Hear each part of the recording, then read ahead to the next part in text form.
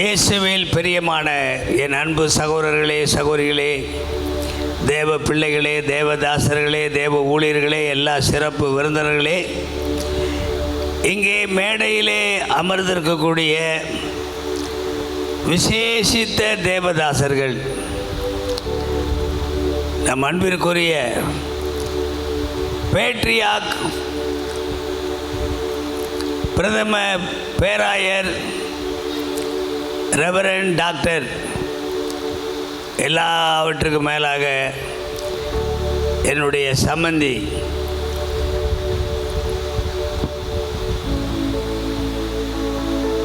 மிக பிரபலமான ஐயா எஸ்.எம். ஜெயக்குமார் அவர்களே, இன்று நம் மத்தியிலே தேவ செய்தியை கொண்டு வரக்கூடிய நாம் யாவருக்கும் மிகவும் அறிமுகமான அருமை சகோதரர் டாக்டர் வில்லியம்ஸ் அவர்களே, அமெரிக்கா தேசத்திலிருந்து தன்னுடைய மகளோடு இந்த ஆராதனையில் கலந்து கொள்ள வந்திருக்கும் பிரபல சுவிசேஷ பாடகியாக திகழ்ந்த சகோதரி எஸ்தர் பேபி அவருடைய அருமை புதல்வன் பிரபு அவர்களே,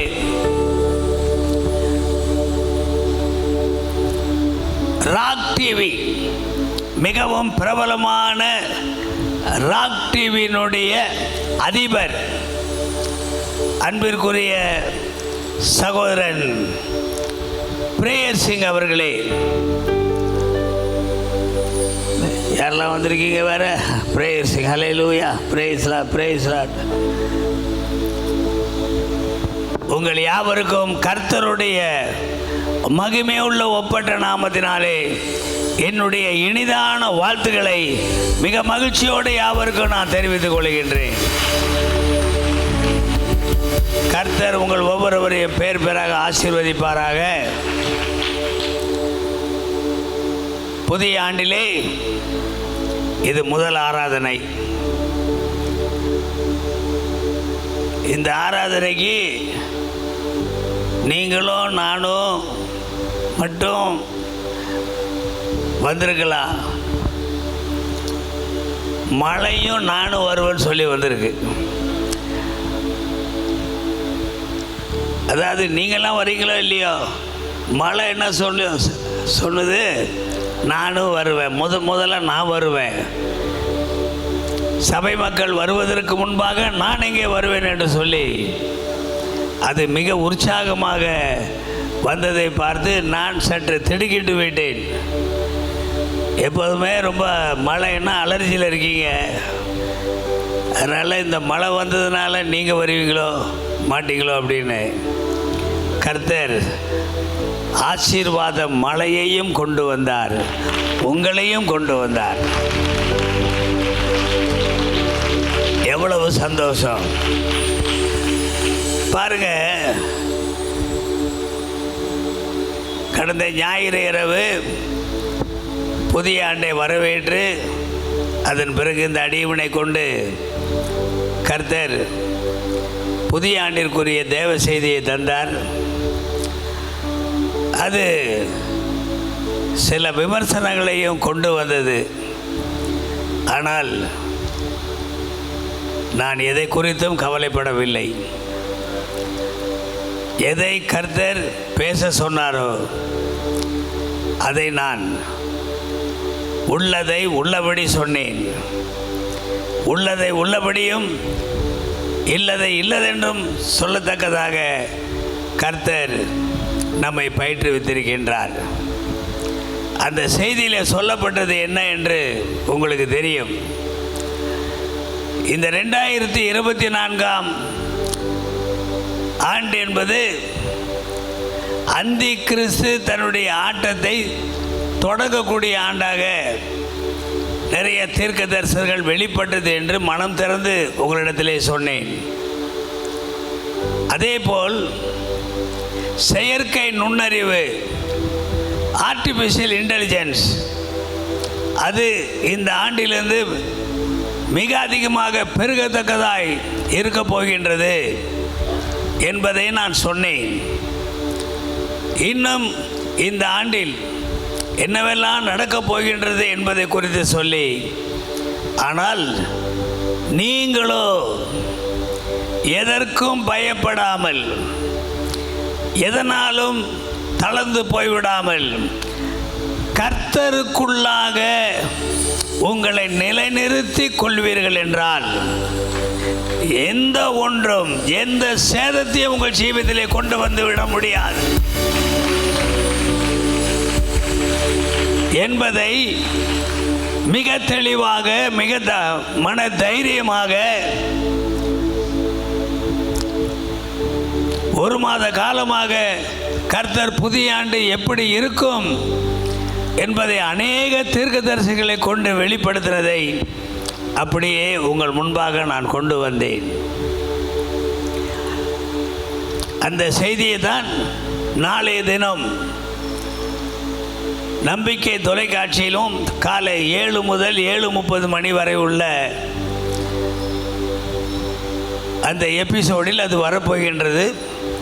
பார்க்காதவர்கள் தொடர்ந்து அநேகர் நம்பிக்கை தொலைக்காட்சியிலே நீங்கள் நம்முடைய செய்திகளை பார்த்து வருகின்றீர்கள். வேதமே முழங்கு என்ற பெயரிலே தரப்படக்கூடிய செய்திகளை நீங்கள் பார்த்து வருகின்றீர்கள். நாளையும் பாருங்கள். கர்த்தர் நம்மோடு இருக்கிறார் என்பது அது நிச்சயம். இந்த சுகஜீவ பேராலயத்திலே ஒவ்வொரு நாளும் காலை முதல் இரவு வரை அநேகர் ஞாயிற்றுக்கிழமை மாத்திரம் வரக்கூடியவர்களாக இருக்கின்றீர்கள். மற்ற நாட்களில் நீங்கள் வருகின்ற பொழுது இந்த தேவ சபையிலே எவ்வளவு ஜெப வீரர்கள், ஜெப வீராங்கனைகள் இங்கே ஒன்று கூடி அவர்கள் செபித்து கொண்டே இருக்கின்றார்கள் என்பதை கண்கூடாக காண்பீர்கள். அருமை சகோதரிகள் எவ்வளவா ஜெபிக்கின்றார்கள். ஜெப தூபம் அனுதினமும் 24 மணி நேரமும் இந்த பேராலயத்திலிருந்து பரலோகத்தை நோக்கி எழுப்பிக் கொண்டே இருக்கின்றது. துதி தூபம் எழுப்பிக் கொண்டே இருக்கின்றது.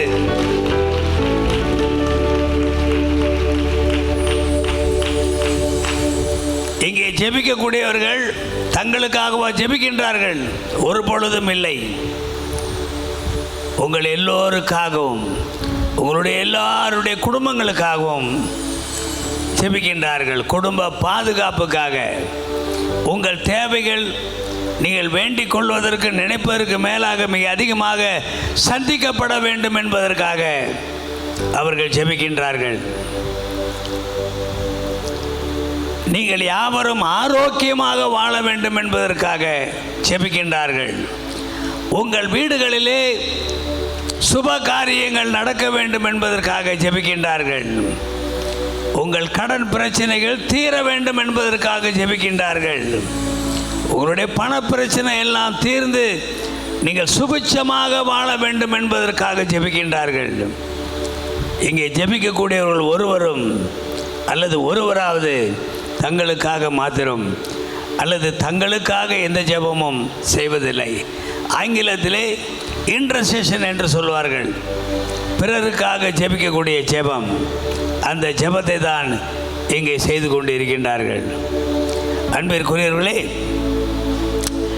இன்று சில நிகழ்ச்சிகள் நம்முடைய பேராலயத்திலே இப்பொழுது நடைபெறப் போகின்றது. ஒரு புதிய பாடல் ஏற்கனவே 2 முறை நான் பாடியிருக்கின்றேன். அந்த பாடலை அருமையான இசை மேதை ரெவரண்ட் டாக்டர் SM ஜெயக்குமார் அவர்கள் உருவாக்கியுள்ளார்கள். மலேசிய தேசத்திலே 10 நாட்கள் நாங்கள் சேர்ந்திருந்து 7 பாடல்களை உருவாக்கினோம். அதில் இப்பொழுது முதல் பாடல் இங்கே வெளியிடப்பட போகின்றது. ஐயா ஒரு 100 இங்கே இருக்கு 100 அந்த பாடல் வரிகள், அதை தயவுசெய்து முதல்ல இருந்து எவ்வளோ பேர் இருக்காங்களோ அவங்களுக்கு கொடுத்துருங்க. தயவுசெய்து நான் பேசி கொண்டிருக்கின்ற பொழுது உடன் ஊழியக்காரர்கள் அதை இங்கே வந்து பெற்றுக்கொள்ளும்படியாக அன்போடு கேட்டுக்கொள்கிறேன். அதை முதல்ல வந்து கொடுத்துக்கிட்டு வாங்க, மற்றவங்களாம் அங்கே திரையில் பார்க்கலாம். பிதாவில் இருந்து இறங்கி வந்த தூய ஆவியே என்ற பாடல், அதனுடைய பென்ட்ரைவ் இங்கே இருக்கின்றது. யாராவது ஒரு பென்ட்ரைவ் எடுத்து கொடுங்க. ஒன்றே ஒன்று. இந்த பிரதேசத்தை ஒட்டி இந்த பென்ட்ரைவ் இங்கே கொண்டு வரப்பட்டிருக்கின்றது. அதாவது இந்த ஒரு பென்ட்ரைவினுடைய காஸ்ட்டே 340 சரி 340. ஆனால் இங்கே 12 பென்ட்ரைவுகள் மாத்திரமே இருக்கின்றது. பிரதிஷ்டை செய்து முடித்தவுடன் விருப்பப்பட்டவர்கள் ஒரு பைசா கூட இல்லை, ஒரு பைசா குறைவே இல்லை, இல்லைன்னா 40 ரூபாய் கொடுக்கறது கஷ்டமாக இருந்தால் கூட 300 ரூபாய் கொடுத்து இந்த பென்ட்ரைவை வாங்கி கொள்ளலாம்.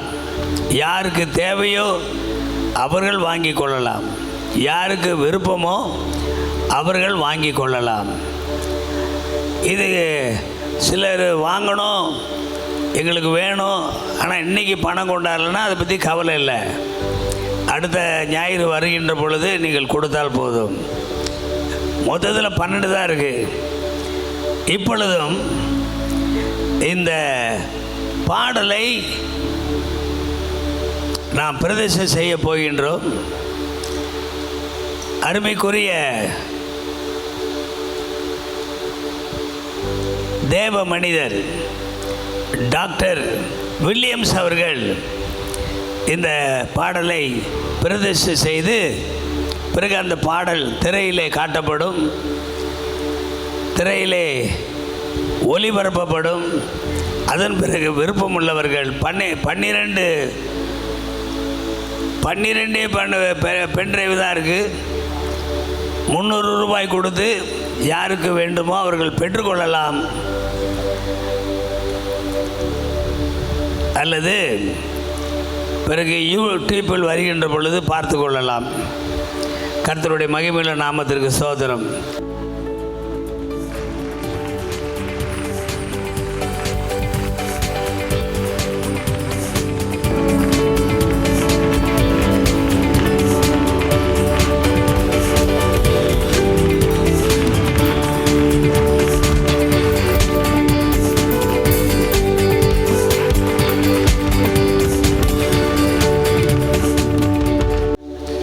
புதிய ஆண்டின் முதல் ஞாயிற்றுக்கிழமையிலே அண்ணன் எழுதி பாடிய மிக சிறப்பான இந்த பாடலை நாம் வெளியிடுவதில் மிக மிக மகிழ்ச்சி அடைகிறோம். இந்த பாடலுக்காக நாம் ஜெபித்து வெளியிடும் பொழுது நீங்கள் யாவரும் அண்ணனை ஆசீர்வதிக்கும்படியாக, இந்த சபையை ஆசீர்வதிக்கும்படியாக ஒரு மூத்த போதகராக இந்த பட்டணத்திலே அறிமுகப்படுத்தி உலகம் முழுவதும் அறிந்த ஒரு மனிதராக, தேவ மனிதராக தேவன் வைத்திருக்கிறார். இந்த சுகஜீவ தேவாலயத்தின் பிள்ளைகள் ஒவ்வொருவரையும் வாழ்த்துகிறேன். யாவரும் கண்களை மூடி பரலோகத்தின் தேவனை நோக்கி பார்ப்போம். எங்களை நேசித்து வழிநடத்துகிற எங்கள் அன்பின் பரலோக பிதாவே, இந்த அருமையான நாளுக்காக நன்றி சொல்கிறோம். இந்த முதல் ஞாயிற்றுக்கிழமை 2024 ஆண்டிலே கர்த்தர் எங்களுக்கு கிருபையாக தந்திருக்கிறீர். பலத்தினாலும் அல்ல, பராக்கிரமத்தினாலும் அல்ல, என்னுடைய ஆவினாலே ஆகும் என்று சொன்னவர் எங்கள் மத்தியில் இறங்கி வந்து இப்பொழுது ஆசீர்வதிக்கும்படியாக நான் ஜெபிக்கிறேன். ஆண்டவரே, அண்ணன் எழுதிய இந்த அருமையான பாடலை நாங்கள் ஆசீர்வதித்து வெளியிடுகிறோம். ராஜா, எவ்வளவு அருமையான பாடல்! பிதாவிலிருந்து இறங்கி வந்த தூய ஆவியே, இயேசுவை மகிமைப்படுத்த வந்த தேவ ஆவியே என்று ஆரம்பித்து ஆவியின் அபிஷேகத்தோடு எழுதப்பட்ட வெளிப்பட்ட பாடிய இந்த பாடல் பரலோகத்தின் உச்சிதங்களால் இந்த நாளில் ஆண்டவரே இந்த குடும்பத்தை நீர் ஆசீர்வதிக்கும்படியாய், சபையை ஆசீர்வதிக்கும்படியாய், இன்னும் தாளந்துகளை அண்ணனிலே பெருக பண்ணும்படியாய் நான் ஜெபிக்கிறேன். ஆண்டவரே, இந்த நாளில் நாங்கள் யாவரும் இணைந்து ஜெபிக்கிறோம் அப்பா. இதை ஆசீர்வதித்து நாங்கள் வெளியிடுகிறோம் ராஜா. யார் யாருடைய காதுகள் இதை கேட்கிறதோ அங்கெல்லாம் அபிஷேகம் இறங்கி வரட்டும். கர்த்தர் ஜனங்களை அபரிமிதமாய் தொடுவீராக. இந்த பட்டணத்தில் மாத்திரமல்ல, இந்த தேச மாநிலத்தில் மாத்திரமல்ல, தேசம் முழுவதும் தேசங்களிலும் ஆண்டவரே பாடல்கள் செல்லட்டும். தேவ நாமம் மகிமைப்படட்டும். ஆண்டவரே, பிதா குமாரன் பரிசுத்தாவின் நாமத்தினாலே இதை ஆசீர்வதித்து வெளியிடுகிறோம். பொறுப்பெடுத்துக் கொள்ளும், ஆசீர்வதியும், வழி நடத்தும். இயேசு கிறிஸ்துவின் இன்ப இனிய நாமத்தில் ஜெபிக்கிறோம் பிதாவே. ஆமென், ஆமென். கரங்களை தட்டி ஆண்டவருக்கு நன்றி சொல்வோம். ஹல்லேலூயா. முன்னெல்லாம் சிடி வெளியிடுவோம், அதில் 9 பாட்டு இருக்கும். எல்லாமே மாறி போச்சு. இப்போ எல்லாம் சிங்கிள் ட்ராக் தான். ஓகே, அருமையான சகோதரரை பற்றி ஒரு வார்த்தை. அவர் இசை மேதை. அதாவது எத்தனையோ 1000 சினிமாக்களுக்கு அவர் இசையமைத்தவர், இசை மீட்டவர். உள்ளபடியே சொல்லுகின்றேன், இவர் மாத்திரம் கர்த்தருடைய ஊழியத்திற்கு வராதிருந்திருந்தால் இன்று திரை உலகிலே இவர்தான் எவரும் மிஞ்ச முடியாத ஒரு இசை அமைப்பாளராக திகழ்ந்திருப்பார். மற்றவர்களெல்லாம் அடுத்த வரிசையில் தான் இருந்திருப்பார்கள்.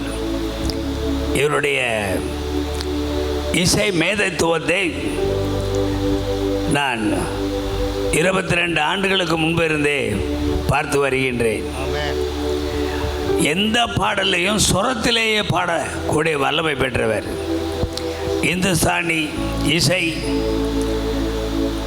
மேற்கத்திய இசை, கர்நாடகா இசை, இந்த எல்லா இசைகளையும் கரைத்து குடித்தவர். இவர் திரைத்துறையிலே இருந்து விலகிவிட்டாலும் இவருடைய அன்பு மகன், எங்களுக்கு கிடைத்த பேரன் ஹாரிஸ் ஜெயராஜ், அவர் இன்று உலகத்தை கலக்கி கொண்டு இருக்கின்றார். தன்னை கிறிஸ்துவ உலகிற்கும் தன் மகனை சினிமா உலகிற்கும் வழங்கி இன்று நற்பெயரோடு விளங்கி வருகின்றார். உலகம் முழுவதும் இன்று ஹாரிஸ் ஜெயராஜ் என்று சொன்னால் தெரியாதவர்கள் ஒருவருமே கிடையாது. தன்னுடைய இசையினால் முழு உலகத்திலும் உள்ள அவ்வளவு மக்களையும் ஈர்த்திருப்பவர் அவர் வேறு யாருமல்ல, அருமையான SM ஜெயக்குமார் அவருடைய அன்பு மகன்தான் Harris Jayaraj. Praise Lord. Hallelujah. 31,175 வசனங்கள் வேத புத்தகத்தில் இருக்கு அப்படின்னு நீ நினச்சிக்கிட்டு இருக்கீங்க. அந்த 31,175 வசனங்களும் ஐயா அப்படி வாங்க, இவருடைய இதயத்தில் இருக்கின்றது. இவருடைய இதயத்தில் நீங்க வேணா டெஸ்ட் பண்ணி பாருங்க. சேலஞ்ச். இவருக்கு நாங்கள் ஒரு பெரிய விழா எடுத்து வசனதாசன் பட்ட பெயரை கொடுத்துருக்கோம். அவர் நமக்கு முன்பாக ஒரு 5 நிமிடம் தன் மனதில் உள்ளதை பேச வேண்டுமா கேட்டுக்கொள்கிறேன். Praise lord. பிதாவாகிய தேவனாலும் கர்த்தராகிய இயேசு கிறிஸ்துவினாலும் இன்று கூடி வந்திருக்கிற திருச்சபையார் யாவருக்கும் சமாதானமும் சந்தோஷமும் நித்திய மகிழ்ச்சி உண்டாவதாக.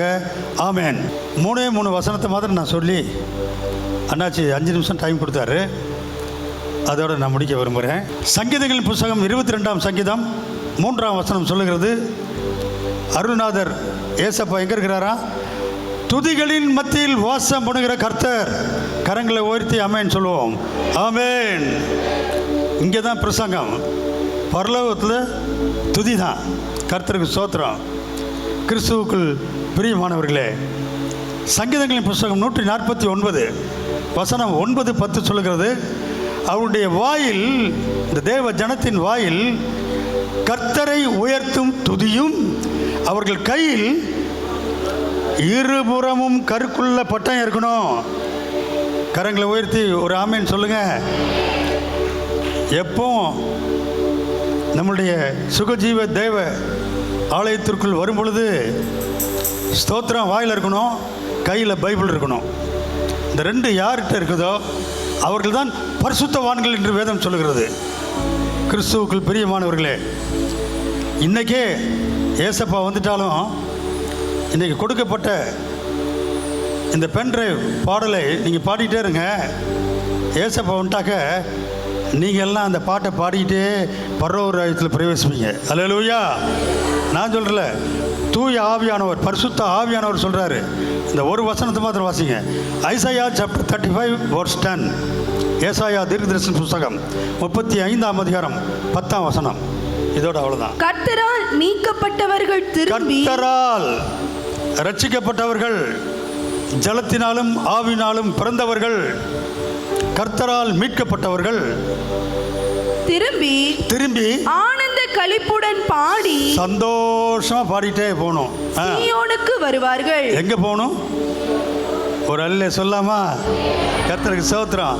சீயோனுக்கு வர விரும்புகிறவர்கள், நான் வந்துடுவேன் அப்படின்றவங்க மாத்திரம் வலது கரத்தை உயர்த்தி அல்லையே சொல்லுங்க. அல்லேலூயா. சீயோனுக்கு வருவார்கள்.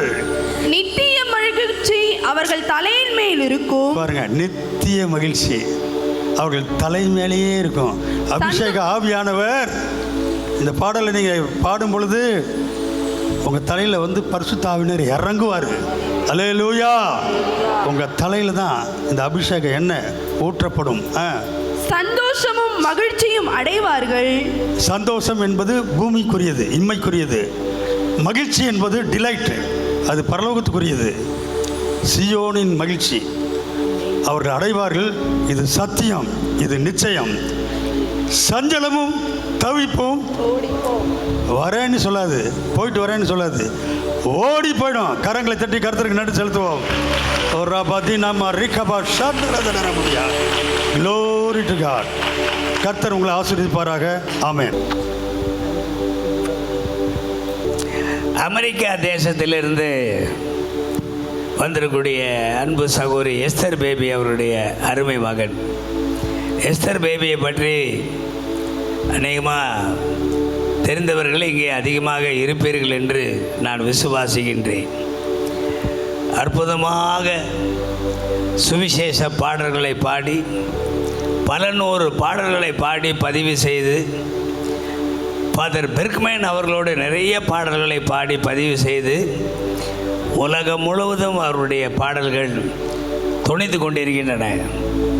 அவருடைய அருமையான மகன் பிரபு, இவர் அமெரிக்க தேசத்திலே வேலையும் செய்கின்றார், ஊழியமும் செய்கின்றார். அவர் 2 நாட்களிலே மீண்டும் அமெரிக்க தேசத்திற்கு பயணமாகி செல்கின்றார். அவருடைய மகளோடு வந்திருக்கின்றார்.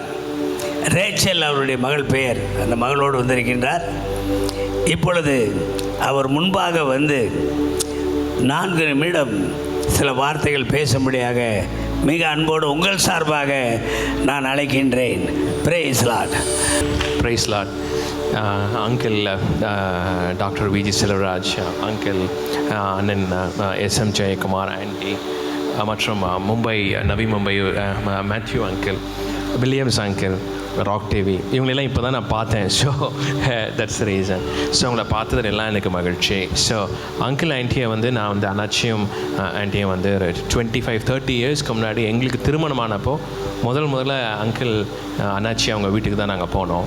அந்த நினைவுகளெல்லாம் நான் நினைக்கும் போது கர்த்தருக்குள் நான் நன்றி செலுத்துகிறேன்.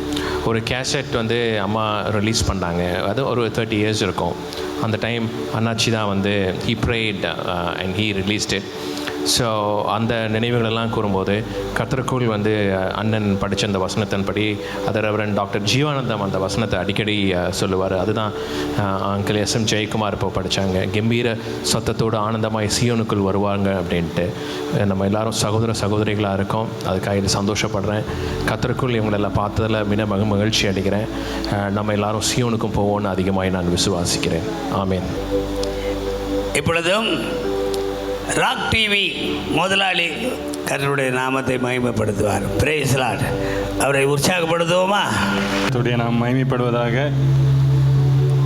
இந்த அருமையான வேளையிலும் சிறிய ஒரு வார்த்தையை நான் முன்வைக்க விரும்புகிறேன். கனவான்கள் மத்தியிலே கர்த்தருடைய வார்த்தையை சொல்லப்பட்ட அந்த டைமிங்குள்ளே கொடுக்க கர்த்தர் தந்த இந்த ஸ்லாக்கியத்துக்காக கர்த்தரை நன்றியோடு கூட ஸ்தோத்திரிக்கிறேன்.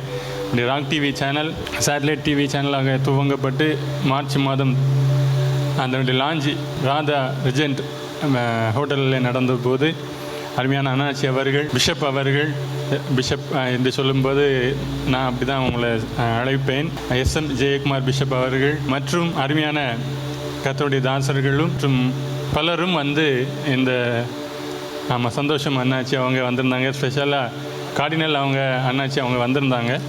வந்து இதை துவங்கி வைத்து ஆசீர்வதித்து ஜெபித்து இந்த சேனலை லான்ச்சிங்கில் ஆண்டவருடைய நாமத்தினாலே இதனுடைய துவக்கத்திற்கு அடித்தளமிட்டு இதை அமைத்து தந்தார்கள். கர்த்தருடைய நாமம் மகிமைப்படுவதாக.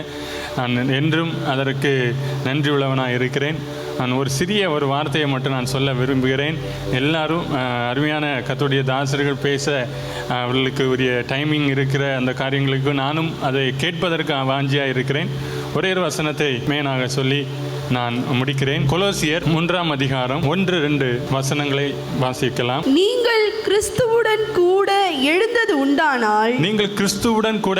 உண்டானால் கிறிஸ்து தேவனுடைய வலது பாரிசத்தில் வீற்றிருக்கும் இடத்தில் உள்ள மேலானவைகளையே தேடுங்கள். ஆமாம், கிறிஸ்து தேவனுடைய வலது பாரிசத்தில் வீற்றிருக்கும் இடத்தில் உள்ள மேலானவைகளையே தேடுங்கள். மேலானவைகளை தேடுங்கள். அடுத்ததாக பூமியில் உள்ளவைகள் அல்ல, பூமியில் உள்ளவைகளை அல்ல, மேலானவைகளையே நாடுங்கள். மேலானவைகளையே நாடுங்கள் என்று கர்த்தர் சொல்லுகிறார். ஹல்லேலூயா. கரங்களை வச்சு சொல்லலாம் ஹல்லேலூயா. சந்தோஷமா இருக்கிறவங்க எல்லாரும் சொல்லலாம் ஹல்லேலூயா. உற்சாகமா இருக்கிறவங்க மட்டும் கரங்களை வைத்து ஹல்லேலூயா. லைட்டா தூங்கி கொண்டிருக்கிறவங்க மட்டும் கரங்களை வைத்து ஹல்லேலூயா. இங்கே சொல்லப்பட்டிருக்கிறது மேலானவைகளை தேடுங்கள். இரண்டாவதாக நாம் பார்க்கிறோம் மேலானவைகளையே நாடுங்கள் என்று கர்த்தர் சொல்லுகிறார். பூமிக்குரியவைகளை அல்ல, மேலானவைகளை தேடுங்கள் என்று சொல்லி கர்த்தர் மறுபடியுமா இங்கே குறிப்பிடுவதை பார்க்கிறோம். இந்த நாட்களிலே நாம் பார்க்கும்போது வாரத்தில் 7 நாட்கள் இருக்கிறது. இந்த முதலாம் நாளிலே தேவ சமூகத்திலே நாம் கடந்து வருவதற்கு வாஞ்சியோடு வந்திருக்கிற இதே போல தான் சபையில் ஜெபம் உபவாச நாள் இருக்கிறது. அருமையாய் போதகர் சொன்னார்கள், உபவாச நாளிலே அவரவருக்காக ஜெபிக்கல, உங்களுக்காக ஜெபிக்கிறோம், உங்களுடைய காரியங்களுக்காக ஜெபிக்கிறோம், தேசத்துக்காக ஜெபிக்கிறோம்.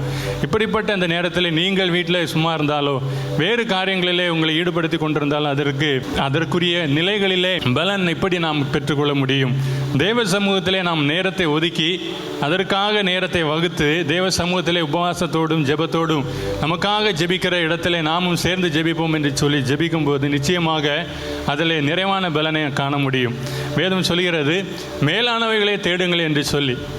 இந்த உலகத்தில் உள்ள எல்லாவற்றையும் நாம் பார்க்கும்போது வேதத்தில் சொல்லப்பட்டிருக்கிறது, அதிகமாக அறிந்திருக்கிற வசனம், முதலாவது தேவனுடைய ராஜ்யத்தையும் அவருடைய நீதியையும் தேடுங்கள், அப்பொழுது இவைகளெல்லாம் கூட கொடுக்கப்படும் என்று சொல்லப்பட்டிருக்கிற இலவச இணைப்பாக இருக்கிற இந்த உலகத்தின் ஆசீர்வாதம், உலகத்தின் ஐஸ்வர்யம், உலகத்தின் மேன்மை, இதையே தேடி ஓடிக்கொண்டிருக்கிறோம். இதையே நேரம் வகுத்து எப்படி தேடுவது, எப்படி பெற்றுக்கொள்வது என்று ஓடிக்கொண்டிருக்கிறோம். கர்த்தர் சொல்லுகிறார், இதையெல்லாம் சேர்த்து கொடுக்கப்படும். நீ தேவனையும் அவருடைய சமூகத்தையும் நீங்கள் மேலானவைகளை, கிறிஸ்து தேவனுடைய வலது பாசத்தில் வீற்றிருக்கிற மேலானவைகளை நீங்கள் தேடும்போது நாடும்போது இவைகள் எல்லாவற்றையும் நான் உங்களுக்கு சேர்த்து நானே தருவேன் என்று கர்த்தர் சொல்கிறார். ஹல்லேலூயா. அவர் ஐஸ்வர்ய சம்பன்னராய் இருக்கிறார். ஆகவே அவரிடத்திலிருந்து தான் நாம் பெற்றுக்கொள்ள முடியும். ஆகவே அவரை நாம் தேடும்போது, அவரை நாடும்போது, அவருக்கு முதலிடம் கொடுக்கும்போது நாம் அதை பெற்றுக்கொள்கிறோம். வேதத்தில் 2 பேர் இருக்கிறார்கள். ஒரு மனிதர் எலிசா என்கிற அந்த மனிதனை குறித்து சொல்லப்பட்டிருக்கிறது. அவன் என்ன செய்தான்? அவன் தன்னுடைய எஜமான் எடுத்துக்கொள்ளப்படுகிற, பரலோகத்துக்கு உயிரோடு எடுத்துக்கொள்ளப்படுகிற நாள் வந்தபோது அவன் தனக்கான காரியமாய் விருப்பத்திற்கு உட்பட்டு அவனுக்கு என்ன வேண்டும் என்று எஜமான் கேட்கிறார். உனக்கு என்ன வேண்டுமோ கேள் என்று சொல்லி. ஆனால் அவன் பொன் கேட்கவில்லை, வெள்ளியை கேட்கவில்லை. அவன் சொன்னான், உம்மிடத்தில் உள்ள ஆவின் வரம் எனக்கு இரட்டிப்பாய் வேண்டும் என்று சொல்லி கேட்டான். ஹல்லேலூயா. கரங்களை தட்டி கர்த்தரை ஸ்தோத்திரிப்போமா? உம்மிடத்தில் உள்ள ஆவின் வரம் எனக்கு இரட்டிப்பாய் வேண்டும் என்று சொல்லி கேட்டான். அதே அந்த தேவ சித்தத்தின்படி அவன் வாஞ்சியோடு நாடி தேடினதை அவன் பெற்றுக்கொண்டான். அவன் பெற்றுக்கொள்ளும் வரையிலும் சில அவமானங்கள் வந்தது, நிந்தை வந்தது. ஆனால் அந்த பாதையிலே, கடினமான சூழ்நிலைகளிலே அவன் கடந்து வர நேரிட்டாலும் அவன் அந்த நன்மையை, அவன் எதிர்பார்த்த வாஞ்சோடு கேட்டதை பெற்றுக்கொண்ட போது மேன்மை அடைந்தான். அவனுடைய எலியா செய்த கடைசி அற்புதத்தை எலிசா தன்னுடைய ஊழியத்தின் பாதையிலே முதலாவது அற்புதமாய் செய்து தன்னுடைய ஊழியத்தை துவங்கினார். அதே நேரத்திலே உலக ஆஸ்திக்கும் ஐஸ்வர்யத்துக்கும் உலகத்தின் மேன்மைக்கும் தன்னை ஒப்பு கொடுத்து அதை பின்பற்றி ஓடிக்கொண்டிருந்த கேயாசி என்கிற இந்த எலிசாவினுடைய வேலைக்காரன், அவனோ உலகத்தின் பின்னால் ஓடி அவன் பலவிதமான வேதனைகளை அடைந்ததை நாம் பார்க்கிறோம். ஆகவேதான் வேதம் சொல்கிறது, நாம் மேலானவைகளை நாடுவோம், மேலானவைகளை தேடுவோம். கர்த்தர் நம்மை ஆசீர்வதிப்பாராக. ஆமென். அருமையான ஒரு செய்தியை வழங்கி சகோதரர் அமர்ந்திருக்கின்றார். நிச்சயமாக சகோதரர் மூலமாக வெளிப்பட்ட செய்தி உங்கள் எல்லோருக்கும் மிகவும் ஆசீர்வாதமாக இருந்திருக்கும் என்று நான் விசுவாசிக்கின்றேன். எல்லாம் இங்கே இருந்து மழை அங்கங்கே பெஞ்சிக்கிட்டு இருக்கு. எல்லாம் அங்கே இருந்து சாப்பிட்டுட்டு போங்க. 2 விருந்து இருக்கு. ஒன்று திருவிருந்து, ஒன்று அன்பின் விருந்து. 2 விருந்தையும் அருந்தி அதன் பிறகு நீங்கள் கடந்து செல்லுங்கள். எல்லா விசுவாசிகளுடைய வயிறும் மிக நன்றாக நிறைய வேண்டும். திருப்தியாக ஒவ்வொருவரும் போஷிக்கப்பட வேண்டும். கர்த்தருடைய பரிசுத்த நாமத்திற்கு ஸ்தோத்திரம்.